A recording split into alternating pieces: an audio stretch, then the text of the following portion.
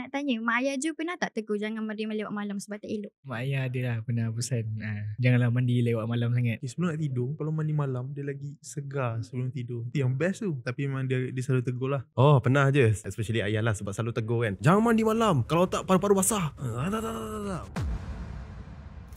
Okey, sebenarnya tak ada kajian saintifik pun yang kata mandi malam ni bahaya. Kebanyakannya benda-benda ni datang daripada petua-petua lama. Mungkin sebab dulu orang mandi pakai air perigi kan. Lepas tu diorang sejuk and jadi tak selesa. Sebab tu diorang kata benda tu bahaya. Atau mungkin juga sebab diorang takut nak mandi malam-malam sebab dulu tak ada lampu kan. And then timbul lah mitos ni.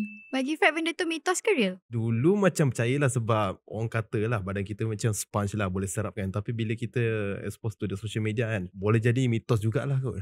I think macam mitos. Sebab tak tahu lah, mungkin masih muda, tak kena apa-apa lagi. Tapi sebab I pun tak tahulah apa kesan dia. And itulah, I think tak ada apa kot. Okay je kot.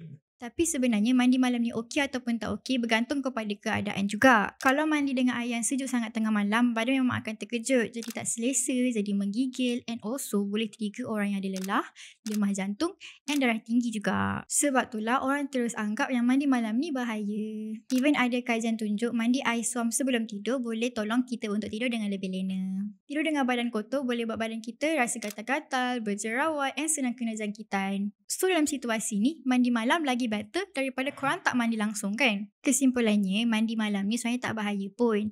Tapi tengok juga keadaan badan and pilih suhu yang sesuai. Kalau korang demam ataupun tak sihat, tak elok korang mandi malam-malam sebab badan kita tengah sejuk. So, kalau korang dengar lepas ni orang kata jangan mandi malam-malam sebab bahaya, sebab nanti ada paru-paru berair lah apalah, korang dah tahu yang tu sebenarnya mitos.